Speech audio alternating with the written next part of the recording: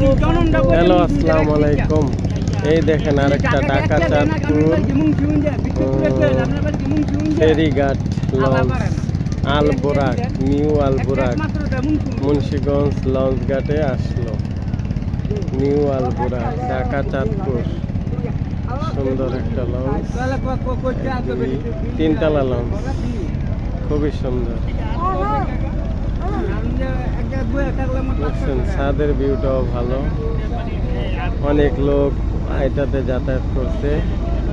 আর এখানে প্রচুর পরিমাণ জায়গা আছে এখনো। উপরে কেবিন, দোতলায় কেবিন, নিচতলা পাবলিকের জন্য, উপরতলা কেবিন, নিচতলাও কেবিন, উপরতলাও কেবিন।